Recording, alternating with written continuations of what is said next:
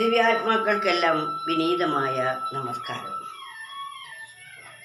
ഏതൊരു വ്യക്തിക്കും വാർദ്ധക്യകാലം കുറച്ച് ക്ലേശകരമാണ്. കാരണം ഇതുവരെ നമ്മൾ എല്ലാവരെയും ശാസിച്ചും ഉപദേശിച്ചും സ്നേഹിച്ചും സ്നേഹം ഉൾക്കൊണ്ടും കാര്യങ്ങൾ നടത്തിയും കഴിഞ്ഞു പോന്നിരുന്നു. എന്നാൽ വാർദ്ധക്യം വന്നതോടുകൂടി അതിനെല്ലാം പാടെ ഒരു മാറ്റം വരുന്നു. നമ്മളിൽ നിന്നും അധികാരം വിട്ടുമായുന്നു. അത് നിർവഹിക്കാൻ നമുക്ക് കഴിയാതെ വരുന്നു. അങ്ങനെ വരുന്ന സമയത്ത് നമ്മുടെ വാക്കുകളും വിലമതിക്കാതെ വരുന്നു. നാം അവജ്ഞയ്ക്ക് വിധേയരാകുന്നു. ഒരു കാര്യത്തിനും നമ്മളില്ലെങ്കിലും നടക്കുമെന്ന അവസ്ഥ വരുന്നു. ഇത് ലോകത്തിൻ്റെ സ്വഭാവം ആണ് എന്ന് ആദ്യമേ മനസ്സിലാക്കി വാർദ്ധക്യത്തോടടുക്കുമ്പോൾ ഇവയിൽ നിന്നെല്ലാം വിട്ടുനിന്നുള്ള ഒരു ശീലം നമുക്കുണ്ടായാൽ ഇത്തരം അവസ്ഥകൾ വരുമ്പോഴും നമുക്കതിൽ ഒരു ദുഃഖവും ഉണ്ടാവുകയില്ല. എന്നാൽ അധികാരത്തിൻ്റെ കൊടുമുടിയിൽ വാണിരുന്ന കാരണവന്മാർക്ക് അതൊക്കെ നഷ്ടപ്പെടുന്നത് ഒട്ടും സഹിക്കാൻ കഴിയാതെ വരുന്നു. മാത്രമല്ല പല രോഗങ്ങളും കൂട്ടിനായി വരുന്നു.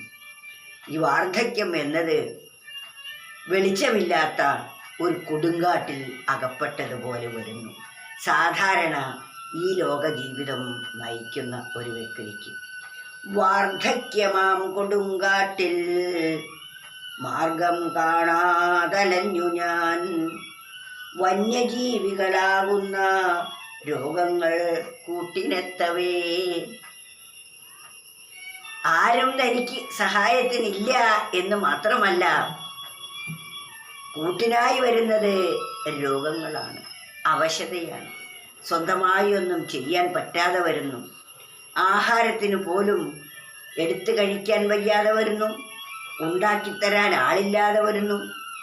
തൻ്റെ ഇച്ഛകളൊന്നും സാധിക്കാത്ത അവസ്ഥ വരുന്നു. ഇത് മനസ്സിന് അഭ്യാസം കൊണ്ട് പരിശീലിച്ചെടുത്തിട്ടില്ലെങ്കിൽ മാനസിക പ്രയാസം ഉണ്ടാക്കുന്നതാണ്. അതാണ് വാർദ്ധക്യമാം കൊടുങ്കാട്ടിൽ. ക്രൂരമൃഗങ്ങൾ അലയുന്ന സ്ഥലമാണ് കൊടുങ്കാട്. വാർദ്ധക്യം അത്തരത്തിലുള്ള ഒരു കൊടുങ്കാട് പോലെയാണ്. വാർദ്ധക്യമാം കൊടുങ്കാട്ടിൽ മാർഗം കാണാഞ്ഞലഞ്ഞു ഞാൻ. എവിടെയാണ് എത്തിച്ചേരേണ്ടതെന്നറിയാതെ, മാർഗം തൻ്റെ ലക്ഷ്യം അറിഞ്ഞുകൂടാതെ അലഞ്ഞുകൊണ്ടിരിക്കുന്നു. വാർദ്ധക്യമാം കൊടുങ്കാട്ടിൽ മാർഗം കാണാഞ്ഞലഞ്ഞു ഞാൻ, വന്യജീവികളാകുന്ന രോഗങ്ങൾ കൂട്ടിനെത്തവേ. വന്യജീവികൾ, കൊടുങ്കാട്ടിൽ വന്യജീവികളാണുള്ളത്. ആ വന്യജീവികൾ ആക്രമിക്കാൻ തുടങ്ങിക്കഴിഞ്ഞു. അവിടെ നിരാലംബരായി രോഗത്തിന് വിധേയമായി കഴിയുമ്പോൾ അതിനുള്ള പ്രതിവിധികൾ പലതും ചെയ്യുന്നു. അതുകൊണ്ടും പ്രയോജനമില്ലാത്ത ഒരവസ്ഥ വന്നാലുള്ള അവസ്ഥയെക്കുറിച്ചൊന്ന് ആലോചിച്ചു നോക്കൂ. അങ്ങനെ വരുമ്പോൾ നമ്മുടെ മനസ്സ് പതറിപ്പോവും. ആ പതർച്ച ഇല്ലാതെ ആകണമെങ്കിൽ ആദ്യമേ നമ്മൾ ഇങ്ങനെയൊക്കെ തന്നെയാണ്. എല്ലാവർക്കും, നമ്മുടെ പൂർവികരും ഇങ്ങനെയാണ്, ഇനി വരുന്നവരും ഇങ്ങനെ തന്നെയാണ്. അത് തനിക്കിപ്പോൾ മറ്റുള്ളവർക്ക് നാളെ എന്ന് നാം മനസ്സിലാക്കിയാൽ ഇതിൽ നമ്മൾക്ക് പരിതാപം തോന്നില്ല. അതിനെ സ്വാഗതം ചെയ്യാനുള്ള ഒരു മനോഭാവമാണ് വേണ്ടത്. കാരണം ഞാനിതിനൊന്നും അർഹതപ്പെട്ടതല്ല, എനിക്കെന്നും ഒരേപോലെയാകും എന്ന് ധരിച്ചു വെച്ച ഒരാൾക്ക് അവശത വരുമ്പോൾ പരിതാപമാണ് വരുന്നത്. പരിതപിക്കേണ്ട ആവശ്യമില്ല. ഇത് നമുക്ക് മാത്രമല്ല, എല്ലാവർക്കും ഉള്ളതാണ് എന്ന പരമസത്യം നമ്മൾ ബോധിച്ചിരിക്കണം. അതുമാത്രമാണ് നമുക്ക് ആശ്വാസത്തിനുള്ള ഏക വഴി.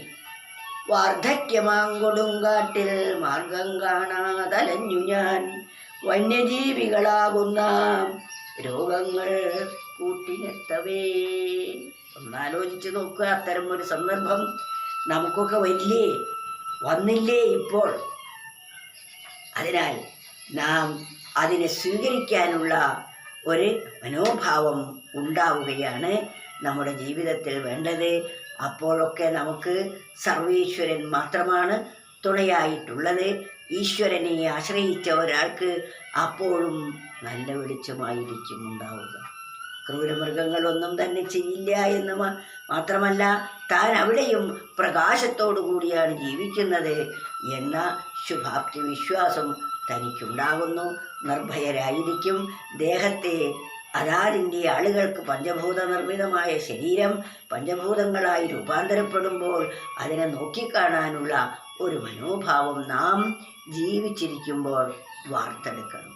കാരണം എന്താണ് ജീവിതമെന്നും എന്താണ് ജനനമെന്നും എന്തിനാണ് ജനിക്കുന്നതെന്നും എന്ത് നേടണം ജീവിക്കുമ്പോൾ എന്നെല്ലാം മനസ്സിലാക്കിക്കൊണ്ടുള്ള ജീവിതമാകുമ്പോൾ നമുക്ക് വാർദ്ധക്യത്തിൽ പരിതാപമല്ല പരമാനന്ദമായിരിക്കും ഉണ്ടായിരിക്കുക. ഈ ദേഹമാകുന്ന വഞ്ചനത്തിൽ നിന്നും രക്ഷപ്പെടാനുള്ള അവസ്ഥാവിശേഷം എത്തിച്ചേർന്നുവല്ലോ എന്ന സന്തോഷം ഓരോരുത്തർക്കും ഉണ്ടായിരിക്കണം. അത് ജീവിക്കേണ്ട വിധം ജീവിക്കുമ്പോൾ നമുക്കപ്രകാരമാണ് ഉണ്ടായിരിക്കുക എന്നതിൽ ഒരു സംശയവുമില്ല. അതുകൊണ്ട് ഈ സുഭാഷിത രത്നത്തെ വീണ്ടും വീണ്ടും നമ്മൾ മനനം ചെയ്യണം. അതുകൊണ്ടാണിത് വീണ്ടും വീണ്ടും ആവർത്തിച്ച് ചൊല്ലുന്നത് എന്നാണ്. വാർദ്ധക്യമാങ്കൊടുങ്കാട്ടിൽ മാർഗം കാണാതലഞ്ഞു ഞാൻ, വന്യജീവികളാകുന്ന രോഗങ്ങൾ കൂട്ടിനെത്തവേ.